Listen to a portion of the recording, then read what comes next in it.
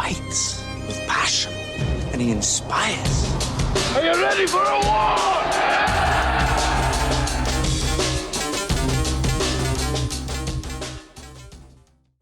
All right, welcome back to From A to Arbitration. I'm going to do a 6-day count episode. I'm going to continue to do these every week. Next week, I'm going to start route protection. I've done a lot of that earlier in the TRAP episodes. I'm going to do them again because they're just as relevant. And we'll talk about forms such as no street standard and things like that. But I had my 6-day count last week. And it was very odd because of the conversations I had with the examiners. And this is one of the things I was talking about yesterday when I said some very interesting things. But on the second day, on Monday, and I talked about this where the guy that was doing it got up and exploded on the examiners. But on the second day, the first day was the Saturday, on that Monday, I was off. And so on Tuesday when I came back, the carriers had told me that the management team was telling everybody they had 5 minutes of PM office time. Of course, I'd already grieved that, and I went in and it did not go well. And so, because I just want you to be honest with my people. That's all I want. I want an honest inspection. Go into it. Let's do things right. That's all I want. Give me good numbers. Don't falsify anything. This waiting time, and I'll talk about that. We will debate those things through the grievance process, but when you come in and you try to influence my 6-day count by telling people that there's a 5-minute PM office time, that's dishonest. I don't want you to be dishonest with us. And so that happened. But when we were talking a lot of the examiners were behind me. And they were talking back and forth and talking about the 5-minute PM office time. And they all told me that headquarters had told them that there is a 5-minute PM office time, and that was their impression. Headquarters had also told them that the 22-minute load time, it was an average, and that we must be held to that average. That's what headquarters was telling them. They're also telling them that our office time, that we must be held to that. Now, we're talking about these metrics and all these things. But when I talked about the Trojan horse with these memos, with these times on there, it was never about TRAP. They knew that they were going to bastardize that. We talked about this with Renfro when he was on the episode. And I asked him about bastardizing those times because you don't put times on memos. That's asinine, and you're asking for it. That's trouble. But what management has done is that they have incorporated that kind of into their own handbook.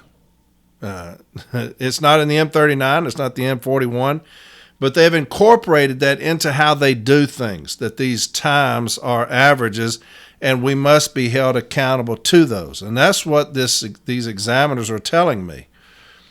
And obviously, I had the grievance I've already filed. I made the announcement on the workroom floor. There is no such thing as a 5-minute PM office time. But I found it interesting that the Postal Service at the headquarters level was so dishonest. Because you would think at that level, you're working with people like Renfro and Barner and all those other dumbasses, that they would be above board.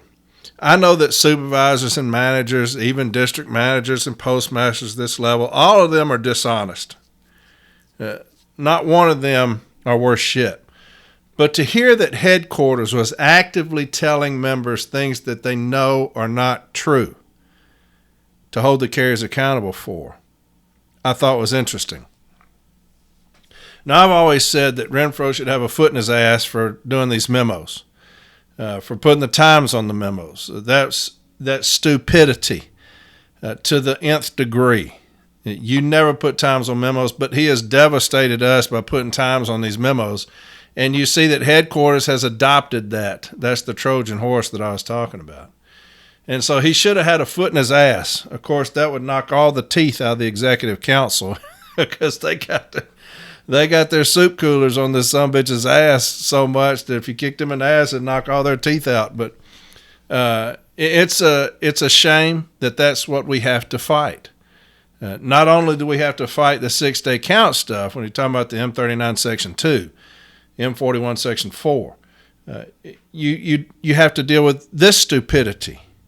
And we will. JB's, like I said, he's going to handle all my grievances, but they have whittled us down so much in the office. When you talk about the certifieds and the DPS is just one example, where they want us out of the office in an hour and all these other things that go along with that, attacking our office times, our fixed office times.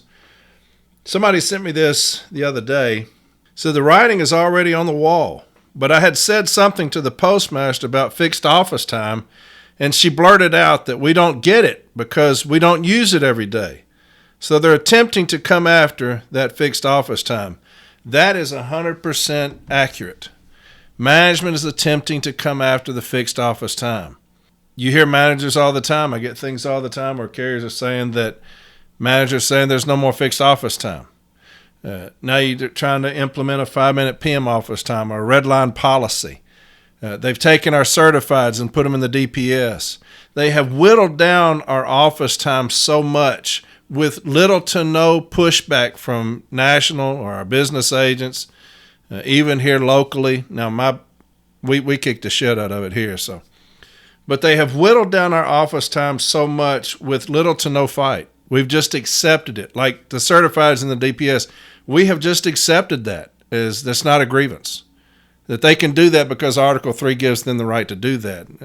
You know, we forget the language below Article 3 that talks about, but you still have to go inside the handbooks and manuals. You still must follow the provisions of the handbooks and manuals. And so we've just let them come in and do that to us with no fight. The 5-minute PM office time, we fight that all the time. The hour office time, we fight that all the time. So they're trying to whittle us down so much in the office that a lot of places are saying that you only have 30 minutes of office time. Some places are saying you have 20 minutes of office time. And all that's the failure of the business agents there when you have that, because they should have put a stop to that shit a year ago. But your business agents are fat and lazy. And they're doing a piss poor job right now. We are led by idiots right now. And it shows by the things that management continues to try to implement across the country. We have lost our fight in the business agent's office. They are, most of them are pathetic losers, our business agents. They couldn't fight their way out of a wet paper bag. I mean, they're that fucking incompetent right now at the business agent's office. Most of them have no idea how to file grievances or what grievances are when you talk about different things that we should be filing on. And it's a shame that we've come to that. But here we are, nonetheless, fighting things from arbitration, trying to get you to fight things that your business agent's saying aren't grievances. Because to me, you fight everything. You fight every single thing. Whatever management does, you fight it. Win or lose, you have to fight. And that's coming back. That's coming back. But the 6-day counts are very intricate, but the more you get into them, the easier they become. There's a lot to 6-day counts, a lot to them. But like I said, the more you get into it, the easier it becomes. Like waiting time. That's one of the biggest things you'll find. One of the biggest friends that we have is waiting time, because management puts us on waiting time for everything. And once you learn how to look at these forms, find that waiting time, grieve those things, get those things put back in, your routes will become larger. I always tell my carriers it's all about minutes. When you're dealing with route count inspection, it's all about minutes. Management attempts to take away minutes. We're trying to gain minutes, and that's what a 6-day count's all about. If you drop a letter on the ground, they will charge you a minute. It doesn't matter if it's 2 seconds. And a lady told one of my carriers that the other day. He was casing another route, and he had to take something somewhere, and she's like, "I'm sorry, but I had to take a minute." And he said, "Well, that's just a second." She's like, "I know it, but if it's a 1 second, it's a minute." So to them, everything's a minute. To me, everything's a minute. We're trying to gain minutes in a 6-day count, however you can. And we'll talk about that next week, how we're going to gain minutes. Because when you have a unit of 30 routes and management takes 10 minutes off of each route for waiting time that they shouldn't, that's 300 minutes. So if you look at, say, something that says de minimis as 10 minutes per route, and you have 30 routes that they take 10 minutes from, that's 5 hours. That's 5 hours. That's 300 minutes. That's 5 hours. That's a route. You've taken a route out. You made an aux out of that. So that's what I talk about when we talk about minutes, how important minutes are. And so next week we're going to start getting into minutes, how to save minutes, all right? Whether it's how you look at your DPS when you come to a stop, how you do not finger the mail in between boxes. A lot of carriers get into that habit of when they're riding in between boxes, they're going slow, they're already fingering that mail. You don't do that. Those are seconds, which turns into minutes. And those can save routes. Those can save routes. So I've got 2 sites for you today, and this is all I'm going to do. I'm going to read these 2 sites, but I love these 2 sites when we're talking about 6-day counts. First off, they're very informative. One of them is really long, and it's going to take me a long time to read it, but it's extremely informative. And then the other is smaller, but it's also extremely informative. So I'm going to have Mallory put these up. I'm going to read both of these, and I'm going to be done with it. And then we're going to get ready for next Sunday when we're talking about saving minutes. And it'll be one of the most important episodes I've done, because in route count and inspection, like I said, we're trying to save minutes. Every single minute we can get, we need it. And so next week we're going to talk about saving minutes. This first site is C number 16742. C number 16742. And it's from Donald Olson. And it says the grievance is sustained. Since the grievance route wasn't properly adjusted to 8 hours until August 1996, the employer shall be required to pay the grievant $10 per day, 6 days a week from June 26, 1992, the date the route was incorrectly adjusted, until August 1st, 1996. And so way back when I was doing route count and inspection arbitrations, and I was looking up all these sites, most of the remedies were an arbitrator would grant you $10 a calendar day. And you always have to say calendar. Don't say $10 a work day. Say $10 a calendar day. And so when we were looking up sites, a majority of the arbitrators would say $10 a calendar day is an appropriate remedy. And that's what I've always said. I read those sites to you a while back where it says half an hour overtime is what they were granting, which is better. But when I read sites, I found numerous sites where an arbitrator says $10 a calendar day, and that's what I've always stated is $10 a calendar day. But I'm going to read this decision entirely, and then we will get to both of these. Like I said, this one's shorter. The other one is extremely long. But I want to read the relevant language, the union's position, management's position, and then the decision, all right, because I think it'll help you. It says, position of the employer. The employer maintains it did not violate the provisions set forth in the M39 and M41 as incorporated in the national agreement when it made deductions to the grievance route. In support of that contention, the employer claims that route inspection was performed by a route examiner with extensive experience as an examiner. Furthermore, the route examiner was unbiased. In addition, the employer contends the examiner noted numerous time-wasting practices utilized by the grievant while delivering his route during the week of inspection. Additionally, the employer contends that after the Oxnard postmaster reviewed and evaluated the results of the grievance route inspection, he made appropriate adjustments so that the route's time was as close to 8 hours per day as possible. The employer argues that the deductions made on the grievance route were reasonable. Moreover, the employer asserts that Article 3 of the National Agreement establishes that management had the right to make the deductions in question and that neither the grievant or the union had any negotiated right to substitute their judgment in this matter. And that's a big argument for them. They use it in removal cases. You know, you don't have the authority to override our judgment. And that's what they'll tell the arbitrator. And so, of course, most arbitrators have said, why am I here? But that would be their argument. I'll read it again. Moreover, the employer asserts that Article 3 of the National Agreement establishes that management had the right to make the deductions in question, and neither the grievant or the union had any negotiated right to substitute their judgment in this matter.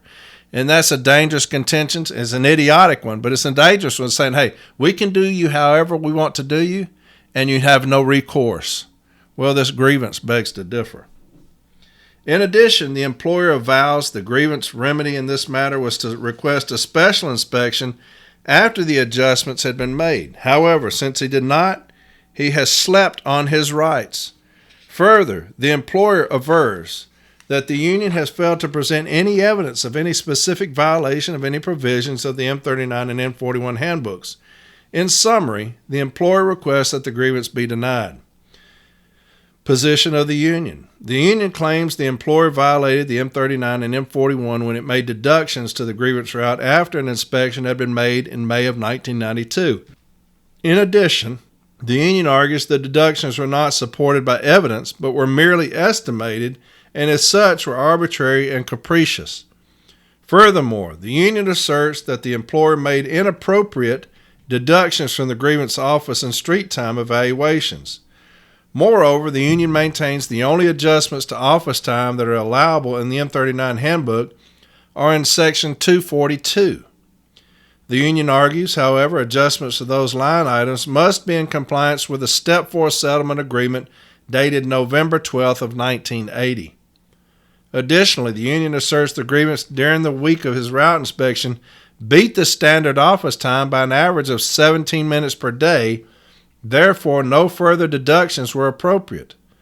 Also, the union avows that the employer will, while conducting route inspections evaluating them, cannot be allowed to pencil whip a route to 8 hours by taking inappropriate deductions to reduce further the under standard office time. Moreover, the union also claims that the street time deductions taken by the employer are in violation of M39 handbook. In summary, the union claims it met its burden of proof that the employer violated the terms of the M39 and M41 handbooks in making improper deductions for both office and street time to the grievance route. Additionally, the union requests the arbitrators to sustain the grievance and order the employer to put back 29 minutes of office time and 49 minutes of street time that were improperly deducted from the grievance route and order the employer to adjust the grievance route to as near 8 hours as possible. And here's the arbitrator's discussion. This arbitrator has carefully reviewed the record, pertinent testimony, and the parties' excellent post-hearing briefs, as well as cited arbitration awards. At the outset, this arbitrator is cognizant of the rights exclusively granted to the employer under Article 3 of the Collective Bargaining Agreement. Clearly, the employer is empowered to maintain the efficiency of the operations entrusted to it, as well to determine the methods and means by which operations are to be conducted. By all means, this exclusive right includes the right to periodically conduct route inspections. However, these rights are subject to the provisions of the National Agreement and must be consistent with applicable laws and regulations, and that was what I was talking about earlier. Furthermore, route inspections have to be conducted in accordance with procedures set forth in applicable employer policy. The policy germane to route inspections is entitled the M39 Handbook. This handbook has been expressly incorporated as part of the National Agreement under Article 19, since it directly relates to wages, hours, and working conditions as they apply to employees covered under the agreement. The same is true of the M41 Handbook. Now, that's a great sight for me because there was actually a business agent, that is a business agent now, that told a carrier, a shop steward, that they cannot put the M39 in an issue statement because that's management's handbook. And we can't say that they violated it. That is what they said. That is one of your business agents that's out there right now. They told a carrier, a shop steward, you cannot put the M39 in an issue statement because management cannot violate their own handbook. That's how stupid some of our business agents are. They are there for one reason only, votes, and to kiss Renfro's ass. Could you imagine being that damn stupid? As a business agent, to say that you cannot put the M39 handbook in an issue statement. It happened. I'll read that again. Furthermore, route inspections have to be conducted in accordance with procedures set forth in applicable employer policy. The policy germane to route inspections is entitled the M39 Handbook. This handbook has been expressly incorporated as part of the national agreement under Article 19, since it directly relates to wages, hours, and working conditions as they apply to employees covered under the agreement. The same is true of the M41 Handbook. Initially, this arbitrator notes that the employer, in order to achieve and maintain an appropriate daily workload for delivery units and routes, must make annual route reviews. The purpose of the route review is to verify adjustments which have been taken by management or need to be taken by management in order to maintain efficient service. The examiner must inform the carrier that he intends to make a fair and reasonable evaluation of the workload on the route. Without doubt, Section 231.5 of the M39 obligates the examiner to impress upon carriers that management is just as anxious and desirous of obtaining an accurate count of mail and inspection of the route as the carrier is, so that a fair and equitable evaluation of the workload on the route may be made. Under these circumstances, since the union claims the employer made inappropriate deductions from the grievance office and street time evaluations by merely estimating these times without evidence, this arbitrator must review the documentation to see if the employer's actions were arbitrary or capricious and in violation of the provisions set forth in the M39 and M41 as incorporated in the national agreement. This arbitrator normally is reluctant to second-guess actions taken by management officials who are either certified or recognized to be specialists or experts in their field, trade, or vocation, unless their judgment or decision related to a particular matter is clearly not fair and equitable, or is arbitrary and capricious and in violation of employer policy, rules, or regulations. In the opinion of this arbitrator, it is clear that both Mr. Robert Herrera and Postmaster Shavira have extensive backgrounds as it applies to conducting route inspections.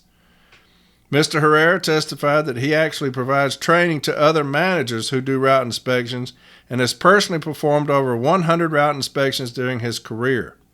On the other hand, Postmaster Shavira not only has extensive experience in the route inspection process, but also in the adjustment process. Certainly, the employer met the obligations set forth in Section 216.1 of the M39, which mandates that the management member assigned to perform a route inspection must be thoroughly familiar with the inspection procedures and shall be held responsible for the accuracy and completeness of all data assembled by them and for its proper evaluation. Now, one thing we're going to have to do here in Nashville is request all the training for our examiners, because most of them didn't know their ass from a hole in the ground. They had no idea, and they were even saying that on the workroom floor. We had supervisors coming in there that had not been supervisors very long. And so JB's going to request all of their training as far as their 6-day count training. And I'll read that part again, because this will be a very good one for you if we can find a lot of deductions and say, hey, they've not even been properly trained.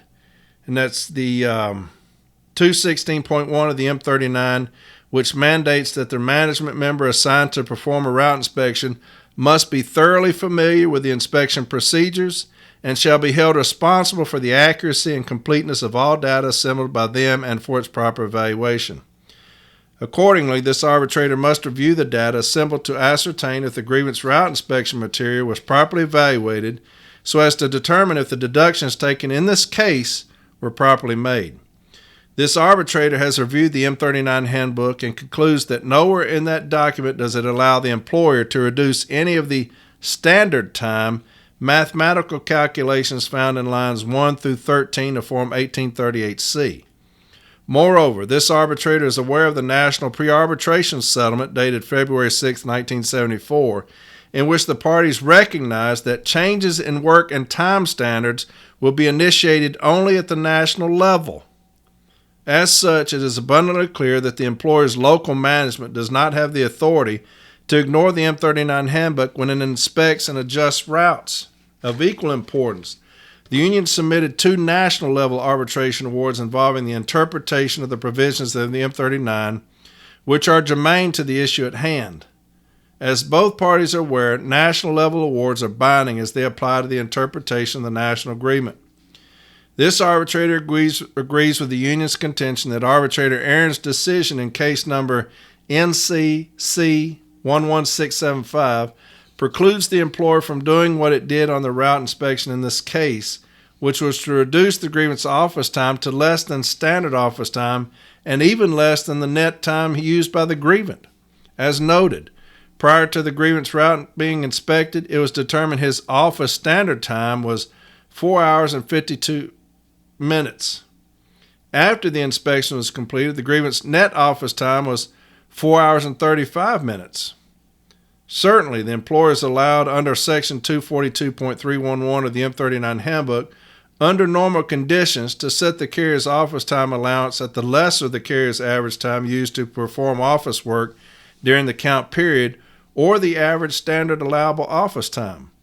Local management was aware that the grievant had beat standard office time goals by 17 minutes per day. However, they decided his performance was only meeting minimal standards, and that his job performance could be improved if the documented time-wasting practices were eliminated.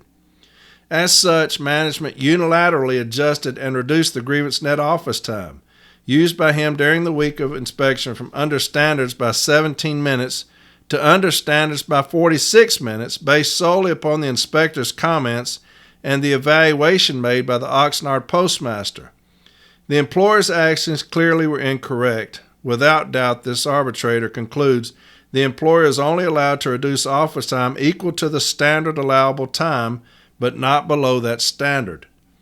That conclusion is sustained by arbitrator Aaron's well-reasoned and persuasive opinion in the above-referenced cited case, in which he concluded, albeit the Postal Service could demonstrate that the grievant was regulating his performance, it could not reduce the office time below the average standard allowable time.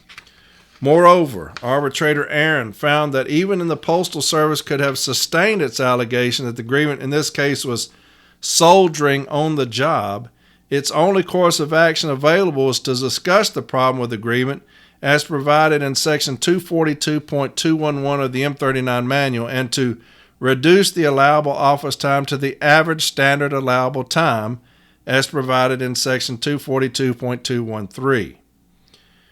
Arbitrator Aaron then concluded what the Postal Service actually did in the case was to unilaterally change a time or work standard without advance notice to the union. To be sure, that is exactly what the employer did in this case, which is a violation of Article 34 of the National Agreement as well as pertinent provisions of the M39 Handbook and applicable federal law. Likewise, the employer violated the spirit and intent of the provisions set forth in the National Agreement as well as pertinent provisions of the M39 and M41 handbooks when it improperly selected the week of count and inspection for their selections of street time. Clearly, the evidence indicates the 7-week random count on the Form 1840B showed a street time average of 5 hours and 20 minutes, while the week of inspection showed a street time of 4 hours and 44 minutes. It is fact the employer selected the lower of the street times by their selection of the week of inspection, 4 hours and 44 minutes. Indeed, the employer is permitted to make this selection in accordance with Section 242.321 of the M39 Handbook. However, this selection must be justified in accordance with Section 242.322. Section 242.322 mandates that the manager will note by explanatory comment on the reverse side of the 1840 or attachments thereto why the base street time allowance for the route was established at the time selected. The manager's selection of the street time allowance cannot be based on the sole criterion that the particular time selected was the lower. It appears that the manager's explanatory comments as to why he selected the lower street time allowance for the grievance route pertain basically to shortcomings of the grievance delivery style, as observed by the route examiner on the street. For example, some of the comments made on the Form 1840 stated, by making improvements on the street, having mail ready at delivery point, and showing some sense of urgency, carrier can meet expectations. Clearly, these comments are subjective and really do not constitute substantial or good enough reason for the employer to select the lower of the street times.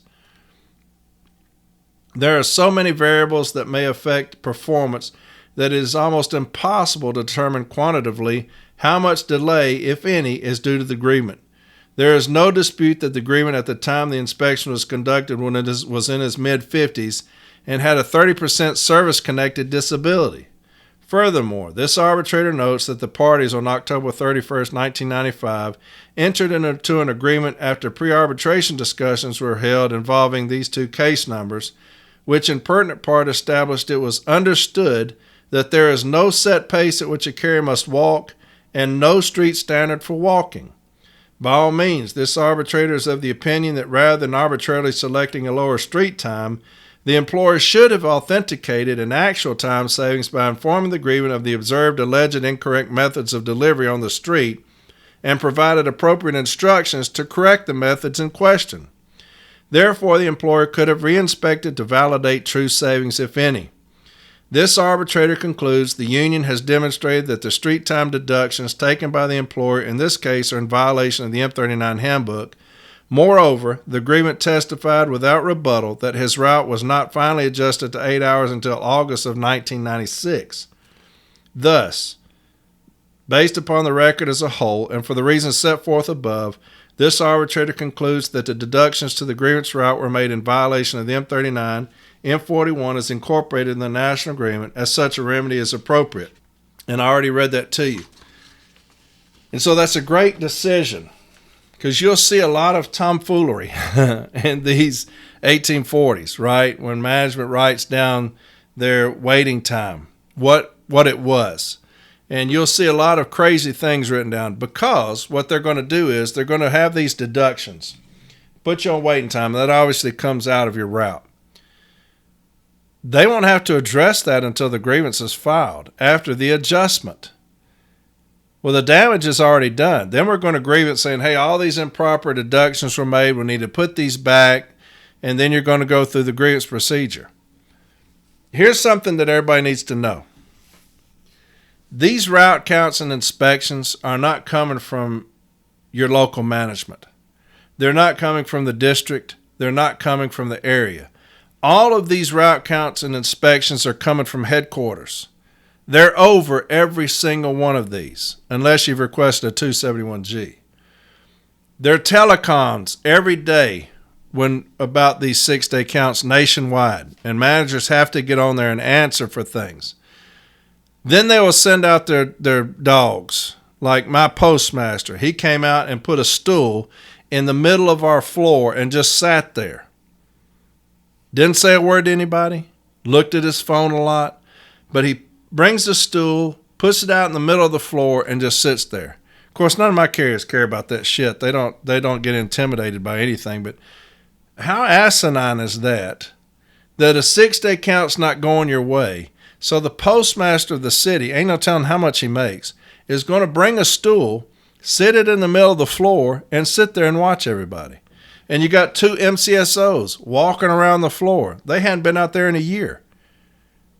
But headquarters is over all these things. They're having these teleconferences. And if you're not going well, how are we going to intimidate you to do better? How are we going to steal time with you through waiting time? How are all these things going to happen? Because headquarters is looking at DSR. They're looking at DSR data, which is not incorporated into the M39 handbook, which is not incorporated in the M41 handbook, but they're looking at DSR data and targeting stations based off of DSR. Then when they get into these stations, most of them, they're seeing the savings that we thought are not there. How are we going to get them anyway? We're going to get them through intimidation and bullying. I've heard a lot of people say that their postmasters have come out threatening them with things based off of these route counts and inspections. That's because of the pressure being put on them by headquarters. Now, these are the same people that work with our 2 fools at the top, Renfro and Barner. This is the same headquarters level. And so what they've done is they've incorporated all these things off the TRAP, all these memos, all these times, the DSR, and they're using those things against us in these 6-day counts. And we're too cowardly at the top to address it nationally, to come out and say that. Hey, headquarters is putting out these 6-day counts. We're going to educate every region. If your office is being inspected, we're going to make sure that we send in a team to educate y'all on everything that you need to do. We are so far behind management when it comes to this. They've been down in Dallas training for these 6-day counts, and what have we done? You'll have some training over here, a few trainings over there. But if it wasn't the city carrier as far as YouTube videos and podcasts, most of you would never get training. We're so far behind management as far as training is concerned, it's quite pathetic. But that's what's going on. Headquarters is mandating all these 6-day counts. Like my station, it came from headquarters. We intercepted an email talking about how many hours they want to get out of my station, and they're not going to. Woodbine out of Nashville, that came from headquarters. And so it's not anybody locally. Headquarters is mandating all these 6-day counts, and we have nothing from our national about it. We have very little from our business agents about it. Now, my branch president did extensive training for Woodbine Station, and I did mine out of my station. I got my carriers ready. But that's what's going on. It's coming from headquarters. And they're telling these people, there's 5-minute PM office time, these parameters, these averages, and that's what Mike and I were talking about yesterday. You can't have an average for something that it takes what it takes. If I have no street standard, there can't be an average. If there is no time for loading, if it takes what it takes to load, there can't be an average. And so if it takes what it takes on a package, there can't be an average because it takes what it takes. And anything, just like saying you can't grieve those things, that hurts the city letter carrier because who files grievances? We do. We're the only one that files grievances. So when you say that I can't grieve anything, you hurt me. When you put averages on things, you hurt me because management doesn't care about that. They don't deliver mail. They don't give a shit about it takes what it takes. The only thing that you can do to help management is put an average to things where it takes what it takes.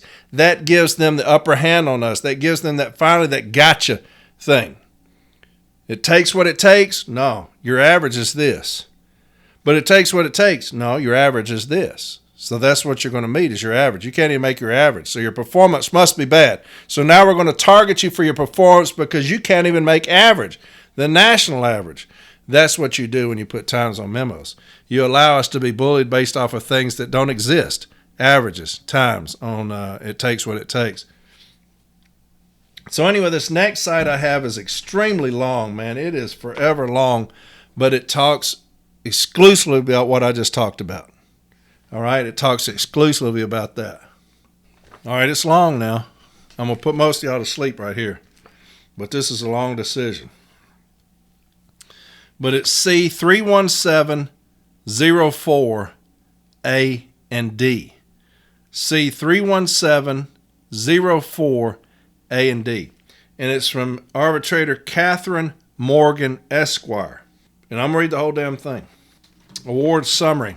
The union has proven by preponderance of evidence that management violated the arbitration awards. The union and management shall jointly determine the amounts of overtime worked by the carriers not on the OTDL because of overburdened routes beginning June of 2013. The date of the first flawed route adjustment implementation and continue until the routes are properly adjusted.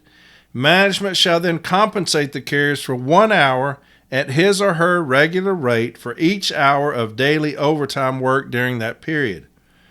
The amount of overtime worked by carriers on the OTDL who are required to work more than 12 hours per day or 60 hours per week because of the overburden route shall be determined in the same manner as above. Management shall compensate these carriers at a rate of 1 hour at his or her regular rate for each hour worked beyond 12 hours per day or 60 hours per week from June 2013 until the routes are properly adjusted. Management and the union shall determine jointly about when the routes are properly adjusted. Management is directed to restore the reading routes to its status quo prior to the flawed adjustments of June 2013. Management is directed to either enter an agreement with the union regarding an acceptable route adjustment and implementation or conduct a new mail count and route inspection as soon as possible with knowledgeable and well-trained inspectors and examiners, which comports with M39, M41, National Agreement, Collective Bargaining Agreement, JCAM, and pertinent arbitration awards. It is highly recommended that the mail count and route inspection be monitored by a well-trained expert panel consisting of both management and union representatives. Management shall cease and desist from violating pertinent arbitration awards. The undersigned arbitrator shall retain jurisdiction until the routes are properly adjusted in accordance with the M39, M41, National Agreement, Collective Bargaining Agreement, JCAM, and pertinent arbitration awards, and implemented or an agreement is entered into by both parties. Background: the union has alleged that management violated several provisions of the awards in the above enumerated decisions and awards issued on February 16th of 2014 by the undersigned arbitrator, who retained jurisdiction over the cases for the purpose of monitoring compliance with either a settlement between the parties or a new mail count route inspection. On June 2nd, 2014, a telephone conference was convened at the request of the parties, with both parties and the undersigned arbitrator present, in an attempt to resolve compliance disputes between the parties. The undersigned arbitrator discerned that the parties were too far apart in their positions to arrive at a settlement. Subsequent to hearing the union's compliance violations, alleges the undersigned arbitrator strongly urged management not to implement the route adjustments until the union's allegations were resolved by agreement or arbitrator decision. Thereupon, the parties agreed to submit pre-hearing briefs and to convene a supplemental arbitration hearing wherein the undersigned arbitrator would hear the cases and make findings and issue a decision and award regarding management's compliance with the above enumerated prior decisions and awards. The cases were consolidated and hearings were held on the compliance issues on August 15th, 2014 in Woburn, Massachusetts, and on September 30th, 2014 in North Reading, Massachusetts. Relevant contract provisions, manuals, handbooks, and agreements. Handbook M41 provides, Section 915, in order that a fair and reasonable evaluation may be made by management, carriers must perform their duties and travel their routes in precisely the same manner on inspection day as they do throughout the year. Handbook M39 provides, Section 134.11, street management is a natural extension of office management. All carriers are to be notified to expect daily supervision on the street just as they receive daily supervision in the office. For a delivery manager to fully understand and control the organization, the manager must be aware of any conditions that affect delivery anywhere within the service territory. Section 134.12. Accompanying carriers on the street is considered an essential responsibility of management and one of management's most important duties. Managers should act promptly to correct improper conditions. A positive attitude must be maintained by the manager at all times. Section 134.3. Certain criteria may call attention for individual street supervision. When overtime or auxiliary assistance is used frequently on a route, foot, motorized, parcel post, collection relay, when a manager receives substantial evidence of loitering, or other actions or lack of actions by one or more employees, or when it is considered to be in the interest of the service, the manager may accompany the carrier on the route and continue until such a time as the manager is satisfied. No advance notice to the carrier is required. Section 211.1. In order to achieve and maintain an appropriate daily workload for delivery units and routes, management will make at least annual route and unit reviews consisting of an analysis of items listed in Section 214 and work hours, volumes, and possible deliveries. Items listed in Section 213 may also be utilized in the review. These reviews will be utilized to verify adjustments which have been taken by management or need to be taken by management in order to maintain the efficient service. The results of the review will be shared with the local NELC president or designee and the regular letter carriers serving the route that require adjustment. In some units, it may be necessary to proceed with mail counts on one or more routes. These inspections will be conducted between the first week of September and May 31st, excluding December. Section 212.1. The postmaster or designee is responsible for seeing that advanced preparations are made for mail counts and route inspections and that they are coordinated with all managers concerned. Section 21, advanced preparations. Section 216.1, any member of the management team may be used for the inspection of routes. They must be thoroughly familiar with the inspection procedures and shall be held responsible for the accuracy and completeness of all data assembled by them for its proper evaluation. Section 216.4, in stations and branches, managers and or their assistants and delivery supervisors must be included as members of the route inspection team. However, when their unit is being inspected, they should conduct normal office and street management activities and analyze route inspection data and correct any deficiencies noted. Section 232.1, the route examiner must not set the pace for the carrier, but should maintain a position to observe all delivery points and conditions.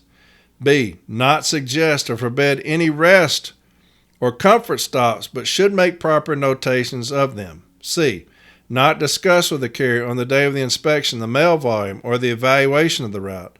These matters must be discussed with the carrier at a later date when all data has been reviewed and analyzed. D, make notations on the day of inspection on the appropriate form or separate sheet of all items that need attention, as well as comments on the day of inspection. Also, list any comments or suggestions for improving the service on the route, as well as suggestions or comments made by the carrier during the course of the inspection for improvement in delivery and collection service. E, make comments and suggestions clearly and in sufficient detail for discussion with the carrier and for decision-making purposes. The manager who will actually discuss the results with the carrier must have enough facts and figures to reach a final decision on any necessary adjustments to the route. Section 242.11, importance of route adjustments. Route adjustments are a very important part of the city delivery service, and the promptness and efficiency with which they are made depends directly on the use made of mail count records and route inspection reports. Careful analysis of the data developed will assist the delivery service manager in determining poorly laid out routes and areas for service improvement. In addition, the route adjustments play a prominent part in maintaining the regularity of deliveries and in conserving work hours. If minor adjustments have been made throughout the year as needed, few adjustments will be required after each count and inspection period.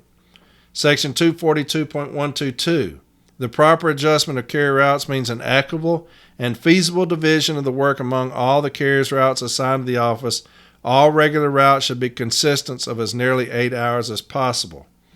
Section 242.321, street time. For evaluation and adjustment purposes, the base for determining the street time shall be either the average street time for the 7 weeks random time card analysis and the week following the week of count and inspection, or B, the average street time used during the week of count and inspection. Section 242.344, if during the route inspection the supervisor notes that the letter carrier fails properly to finger mail or to take proper shortcuts, and that those failures were sufficient enough to warrant a time adjustment for the route, a reinspection will be made after the letter carrier has been instructed regarding the proper procedures to be used.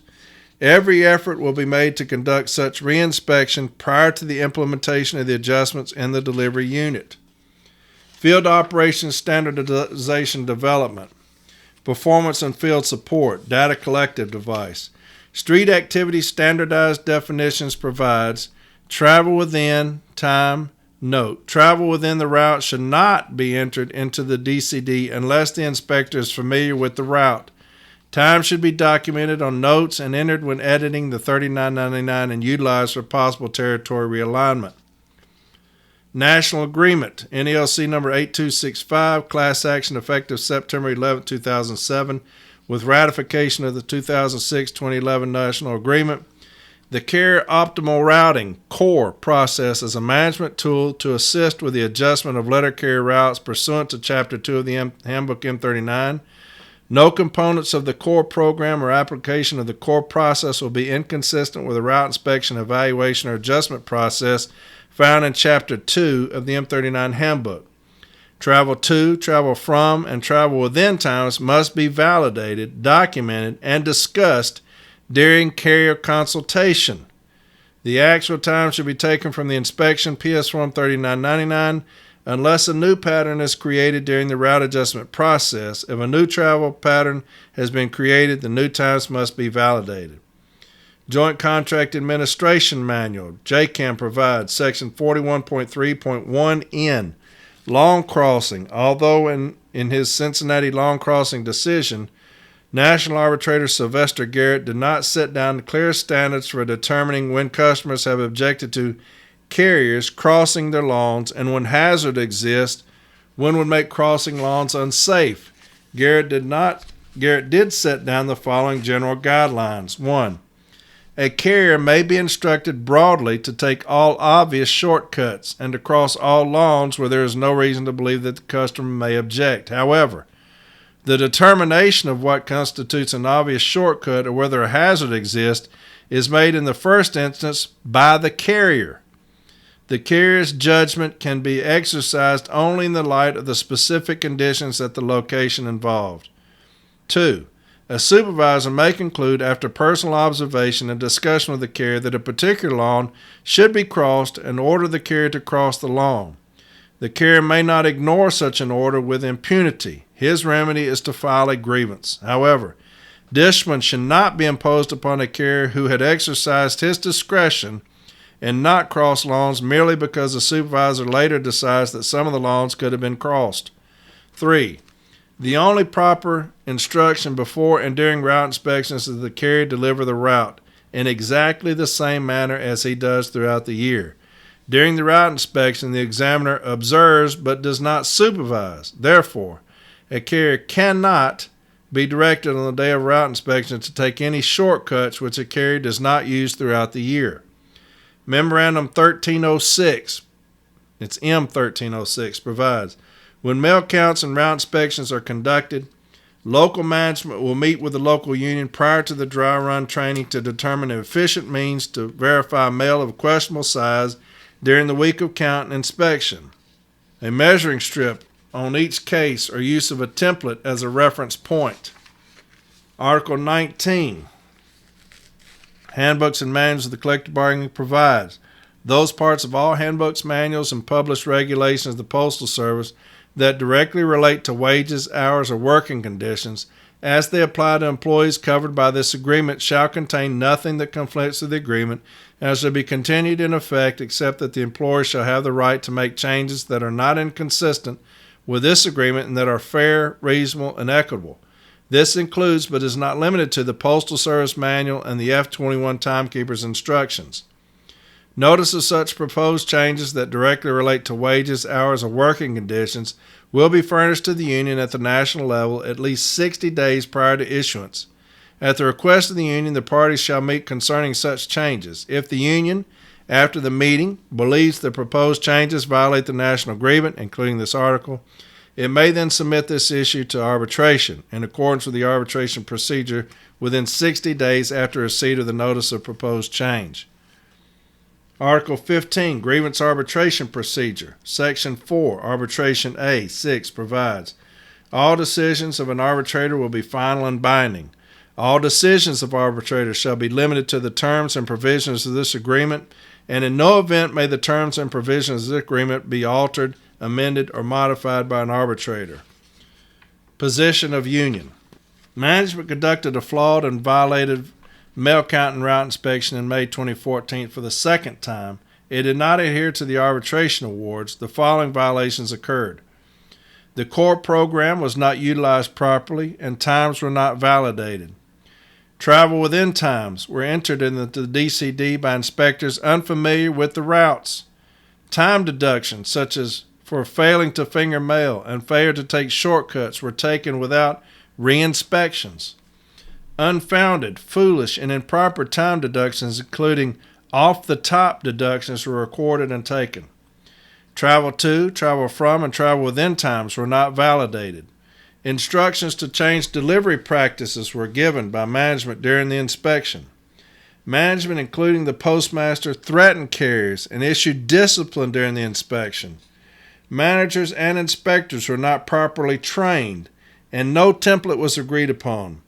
The undersigned arbitrator's strong suggestion to management during the teleconference of June 2, 2014 was ignored, and the flawed mail count and route inspections was implemented by management in defiance of the M39, M41, JCAM Memorandum 1306, National Agreement Class Action Settlement, and arbitration awards by the undersigned and arbitrator Talmadge. Therefore, Reading lost one route and one carrier. The remaining carriers are compelled to divide up the work. Carriers not on the overtime desired list are forced to work overtime, including their days off, whether sick or not. The union requests the following remedies. 1. Up to 8 hours per day of administrative leave and straight time pay be granted to carriers in Reading who were forced to work overtime, even though they were not on the overtime desired list from July 15th until the routes are properly adjusted. An hour of pay and an hour of administrative leave for each hour of forced overtime. 2. Every Reading carrier received $20 per day from June 2013, the date the original improper route adjustment were implemented, until the routes are properly adjusted as near to 8 hours as possible through a joint union management adjustment process. 3. Restore the Reading routes to the status quo prior to the flawed route adjustments. 4. Hire a career letter carrier to fill restored position. And 5. Any other remedy the arbitrator deems appropriate. The charges should be sustained and the above remedies imposed from management's serious violations of the arbitration awards. Position of management. Management did not violate the provisions of any remedies set forth in the aforementioned cited Reading decision and awards issued by the undersigned arbitrator or arbitrator Talmadge. The awards never held that the routes must be returned to the status quo prior to the April 2013 inspection. They only held that the data from the inspections could not be used. A proper route inspection was conducted beginning the week of May 19, 2014, after the union rejected all of management's offers for settlement. The route inspection was in full compliance with the awards, handbooks, memorandum, and national agreement. The union had no problem with the conduct of the inspection until it saw the results. Neither Postmaster Harris nor any other management person threatened carriers or issued unwarranted discipline during the week of inspection. Postmaster Harris spoke to and disciplined certain carriers because he was reacting to what appeared to be the deliberate, inefficient work performance of these carriers during the week of inspection. Postmaster Harris and management were merely attempting to correct carrier deficiencies, as is their right and obligation under M39, Section 216.4. The carriers exhibited time-wasting practices which warranted the local management staff going out to the street and address the correct inefficiencies.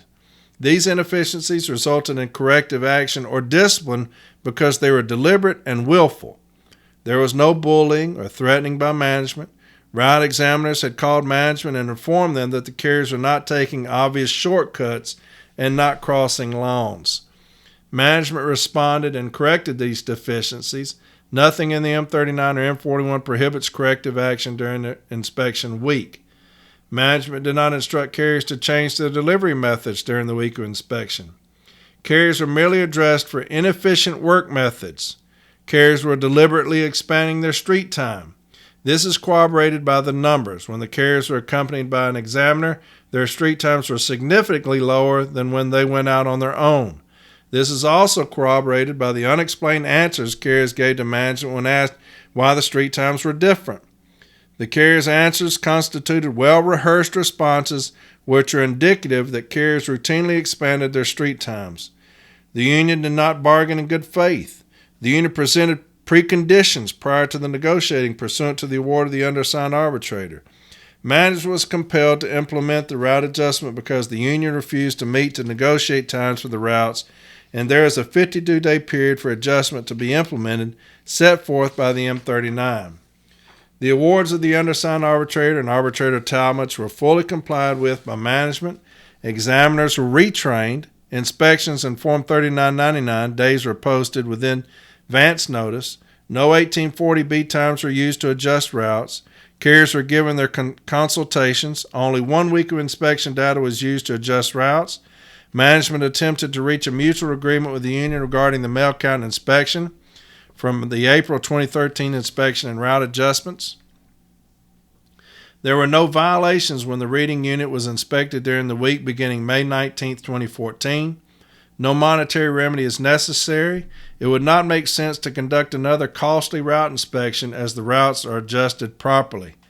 The recent route examinations have current data from the May 2014 route inspection just conducted, and the routes and reading were adjusted from only this current data. The route inspections complied with handbooks M39 and M41. The undersigned arbitrator should rule that management did not violate the awards. The union's charges should not be sustained. Discussion and opinion. Core program. According to the national agreement, aforecited there, under the core program, travel to, travel from, and travel within times must be validated, documented, and discussed during carrier consultations. If a new travel pattern has been created, the new times must be validated. That was not done by management. Union witness, William Anderson, letter carrier and steward, branch 25, with extensive experience and credentials in route adjustment and the core program, testified. His testimony was credible and undisputed. He had met with the operations support prior to the incident route inspection to discuss issues. He testified about the mechanics and problems with the core program. He stated that because the core program zeroes out all actual time entries for travel within and recalculates values for this in a vacuum, there is no consideration given for such things as traffic, starting vehicles, releasing emergency brake, placing gear into drive, uncurbing the wheels, and beginning to drive to accelerate to the desired speed, because these are not considered by core. Any core-generated times must be validated to ensure accuracy prior to implementation of route adjustments. Management witness Joseph Carrillo, Greater Boston District Adjustment Team Leader, credibly testified that he met with the union and management prior to May 2014 inspections and played an active role in the inspection and adjustment process. He testified that validating travel times is done after implementation of the route adjustments, not before. When shown the national agreement cited above, stating the travel times must be validated during carrier consultations and prior to implementation, he stated, "I still disagree, but I'm not interpreting that." So here you have a management witness coming in there. He's supposed to be a specialist.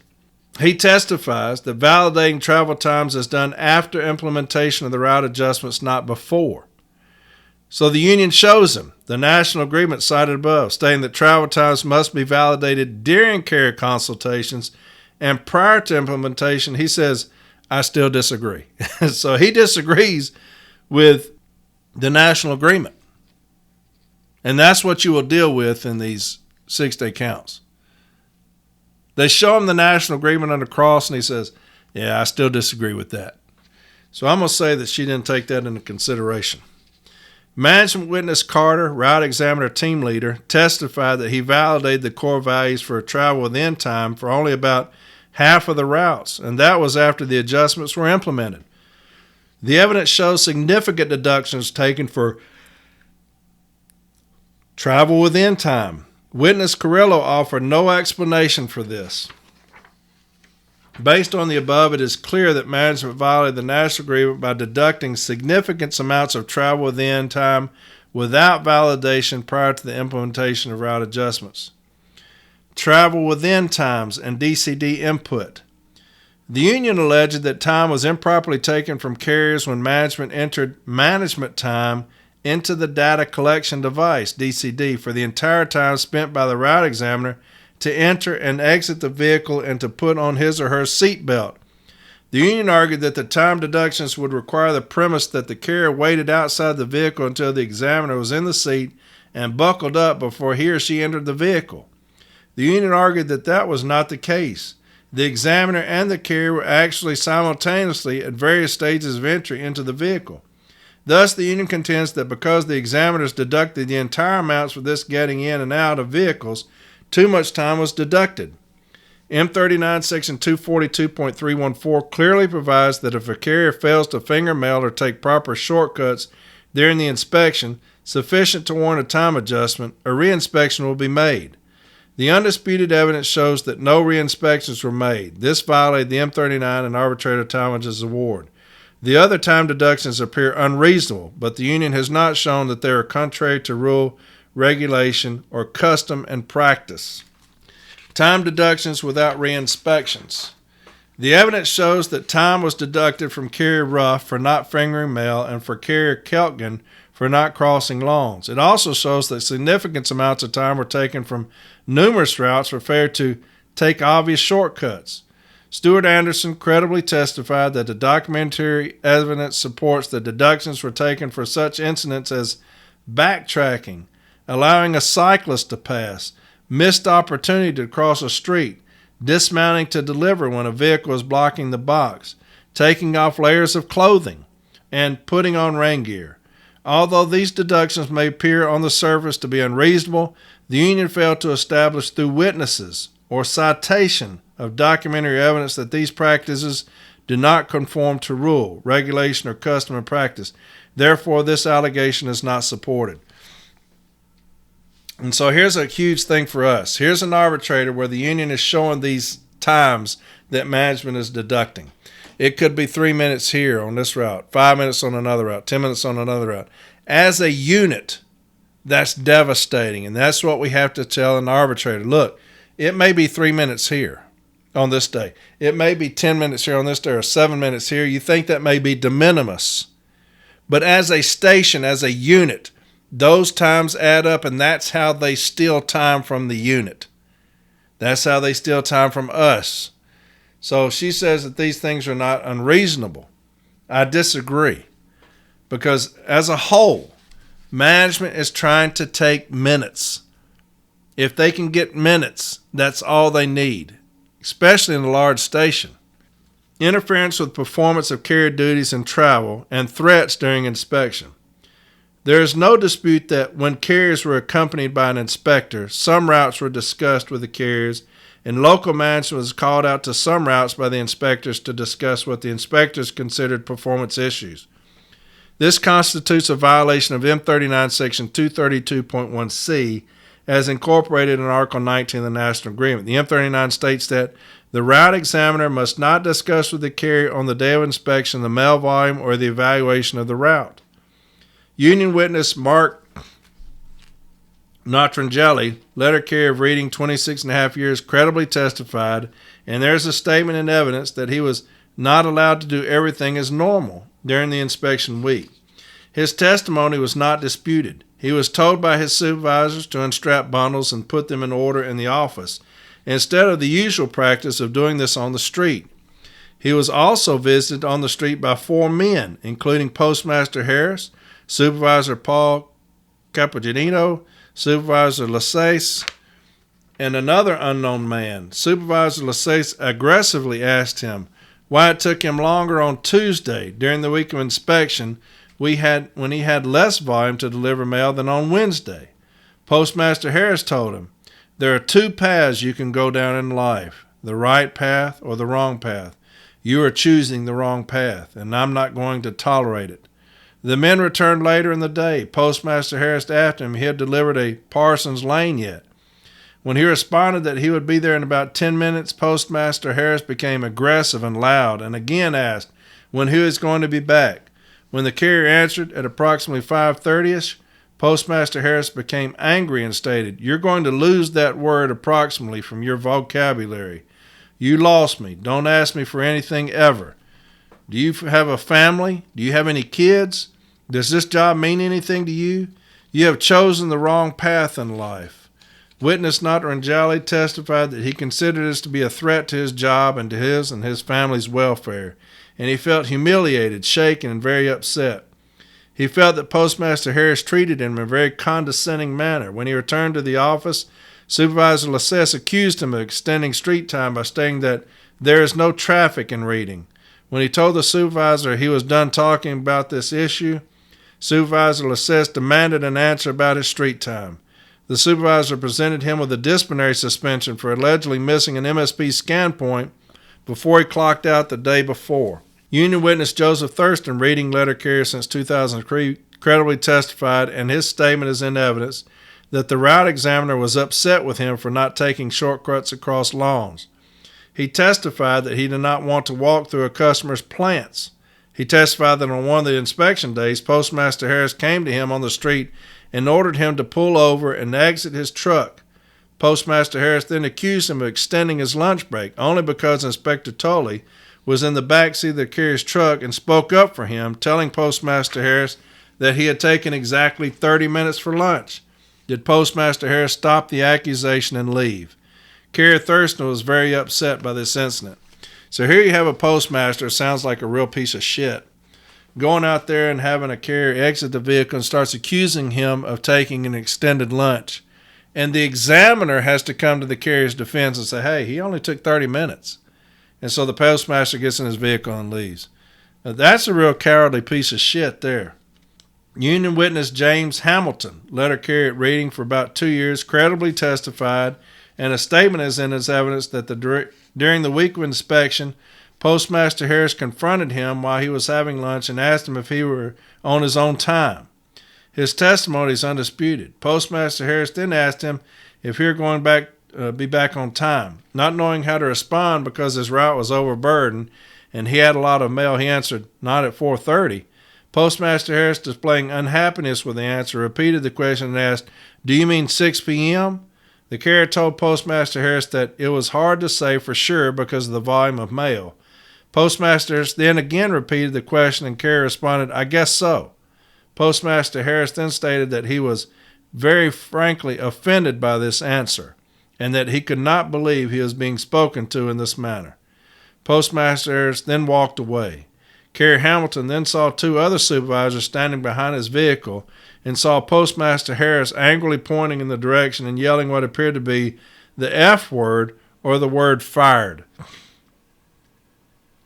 Union witness Joseph D'Amato, letter carrier at Reading for about 11 and a half years, credibly testified, and this statement is in evidence, that while he was delivering his route during the week of inspection, Postmaster Harris with a few supervisors confronted him on the street. The carrier heard Postmaster Harris ask the inspector how it was going, and the inspector answered, good. Postmaster Harris then told the carrier that he was slowing down on purpose and that there are 27 or 37 cameras in the DMV when Woburn. When the carrier responded by saying, I don't know what you mean. I'm a good guy just trying to make a living. Postmaster Harris then stated, we have a different opinion. You think I like coming out here doing this? When this happens, it looks bad for me. Carrier D'Amato then said, check my work history. In the 11 years I've been employed by the USPS, I'm a good guy. Postmaster then said something to the inspector and left. Carrier D'Amato testified that he was disciplined during the inspection week for extending road time and had time deducted for picking up a dime. He was very upset by the above occurrences. Union witnesses James Ruff, letter carrier at Reading for over 30 years, credibly testified that he was instructed during the week of inspection to do things not part of his normal operations. He was directed to sweep mail from the case, handle letters differently, and to bring a clump of mail and sort on the way up. Management directed him to combine relays instead of going to the truck to pick up relays, thereby requiring him to carry heavier loads. Postmaster Harris told him to carry 3 relays at a time, something he had never done in his 30 years. He was accused by the examiner of not fingering mail, had deductions taken, and never was reinspected prior to route adjustments being implemented. He testified to a lot of discipline being issued during the inspection week. This caused fear in him for his job, and he worked faster to avoid discipline. He felt very uncomfortable. A statement in evidence from Carrier Murphy stated that during his lunch break, Postmaster Harris, this Postmaster Harris is a real piece of shit, isn't he? Questioned him about why he took so long Tuesday of the week of inspection when the mail was lighter and there was no inspector with him. The carrier responded that he had to detour to get his route due to construction and waiting in line for gas. Postmaster Harris then said, do you know I have 36 cameras? The carrier said, yes, I have nothing to hide. He then left and came back asking the same questions. There were 2 other people in the car with Postmaster Harris. Carrier Murphy felt very intimidated and was made to feel that he had done something wrong. He was issued discipline, a 7-day suspension during the week of inspection. And here's what I tell my carriers. This is what I told them during the week of inspection.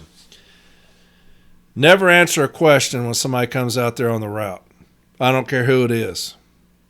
Never answer any questions. If this Postmaster Harris would have come out to my carriers and started saying, Why did it take you this, or why did you extend that?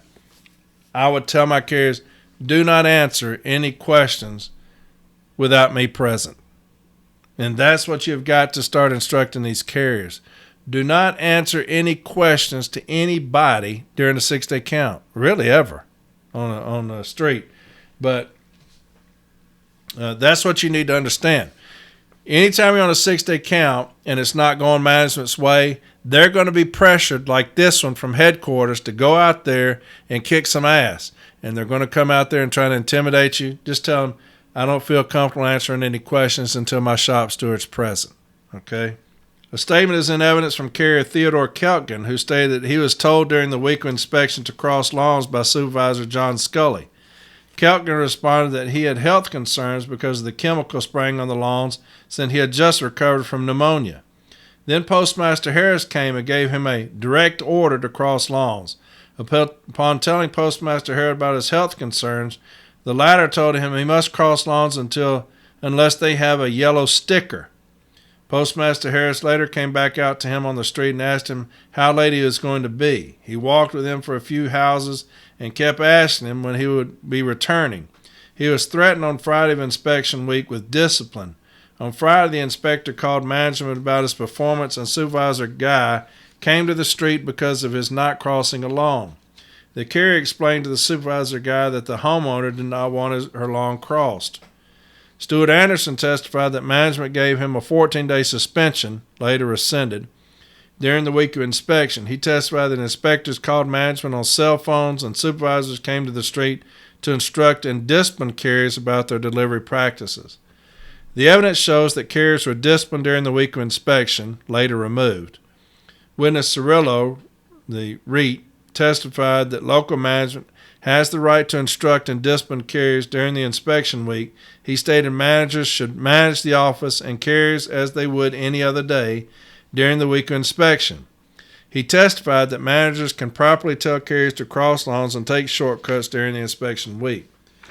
Postmaster Harris testified that he did approach carriers, including Carrier Thurston, about their lunches and delivery methods, but he was just making routine street observations and training supervisors. On one such routine street observation, he noticed Thurston's LV parked behind trees where he could not be seen. Postmaster Harris admitted, asking Carrier Thurston about his lunch break. He further admitted making statements to Carrier Notrangeli about having a family. I have a family, and I think my job is important, and I do the right thing, and you should do the right thing. He said he was not trying to insult Carrier Notrangeli or his family, but was reacting to the gentleman's tone of cynicism, and he felt frustrated. Postmaster Harris testified that he has the right to supervise carriers during the inspection week. Although management cited M39 Section 216.4 for authority to conduct normal office and street management activities and correct any deficiencies noted, this section appears under advanced preparation. Section 21, Section 22 encompasses the count of mail, and Section 23 with conducting the route inspection. Section 242 provides in Section 344, that a carrier who fails to finger mail or take proper shortcuts warning time adjustments should be instructed and a reinspection should be made. Neither of these are done here. Therefore, the wrong section was cited by management. Additionally, Section 231.5 states that the route examiner must inform the carrier that she intends to make a fair and reasonable evaluation of the workloads on the route, and in order to do so, the carrier must perform duties and travel the roads in precisely the same manner as she does throughout the year. The examiner should impress the carrier with the fact that management is just as anxious and desirous of obtaining an accurate count of mail and inspection of the route as the carrier is, so that a fair and equitable evaluation of the workload on the route may be made. Section 232.1c holds that the route examiner must not discuss with the carrier on the day of inspection the mail volume or the evaluation of the route. These matters must be discussed with the carrier at the later date when all data has been received and analyzed. JCAM Section 41.31n, lawn crossing, states 3. The only proper instruction before and during the route inspection is that the carrier deliver the route in exactly the same manner as he does throughout the year. A carrier cannot be directed on the day of route inspection to take any shortcuts which the carrier does not use throughout the year. The M41, which is incorporated in Article 19 of the National Agreement as it pertains to wages, hours, or working conditions, states in Section 915, Inspection Day, that in order that a fair and reasonable evaluation may be made by management, carriers must perform their duties and travel their routes in precisely the same manner on inspection day as they do throughout the year. A carrier who is surrounded by supervisors and postmasters is not per se performing his duties in precisely the same manner as he does throughout the year, because conditions would be unique, not ordinary. A carrier who is threatened and disciplined for performing his customary practices during inspection week is also subject to unusual conditions. Accordingly, management violated both Article 19 and the M41 by this practice. Management also violated the JCAM and the M39. Management, by its above described threats and orders, further violated the awards issued by both the undersigned arbitrator and arbitrator Talmadge. Managers and inspectors not properly trained. It appears from the sworn testimony at the arbitration hearing that Postmaster Harris, REATL Carrillo, and other unnamed supervisors and route inspectors are still not familiar with the contents of the M41, M39, JCAM, National Agreement, and Collective Bargaining Agreement. They are convinced, in contravention of the clear rules, that management has the right to instruct and change carriers' delivery practices during the week of inspection. They're also confused about data validation, reinspection rules, and the core program requirements. The previous award called for retraining, which does not appear to have been properly accomplished. Therefore, the awards were violated by management. No template agreement. Steward Anderson credibly testified without dispute that there was no agreement on an accurate template for mail of questionable size. He further testified to the critical significance of utilizing a proper template to obtain accurate office times. This omission directly contravenes the arbitration award issued by the undersigned arbitrator. Therefore, management violated the award. Based on the above, the undersigned arbitrator finds that management violated the National Agreement, the Collective Bargaining Agreement, the JCAM, Handbooks M39 and M41 and M1306 when it failed to properly utilize the core program, failed to properly validate carrier times, failed to provide re-inspections, interfered with carriers' duties and travel, issues threats and caused intimidation of carriers during the route inspection, failed to properly retrain managers and inspectors, and failed to agree on a template for verification of mail of questionable size. Therefore, the mail count and route inspection conducted at the Reading Post Office in May of 2014 was not performed in accordance with the handbooks M39 and M41 and M1306, and National Agreement, the Collective Bargaining Agreement, the JCAM, and the directly pertinent arbitration awards in the undersigned arbitrator and arbitrator Talmadge. The union has proven by preponderance of the evidence that management violated the arbitration awards as before described. And there's the award. So there's a very long decision, but it's a very good decision. Don't you agree? Had all the contract language in there that you'll need, had a very good issue statement, a remedy request. The arbitrator goes in depth about certain things. Those are great ways to learn. Like I said, when I first started learning, I got a lot of B-team decisions and read those. Also got a lot of arbitration awards and just read them and read them and read them. And that made me much better, much more knowledgeable about management's position, the union's position, what an arbitrator wants. Statements from carriers? Do they want testimony from carriers? How much weight do they put into that? And so all those things were fantastic. But those are two very good sites for you, right? So there's your, damn, that was an hour and 26. I thought, honestly, it'd be about a 30-minute episode. Hour and 26 minutes. My God.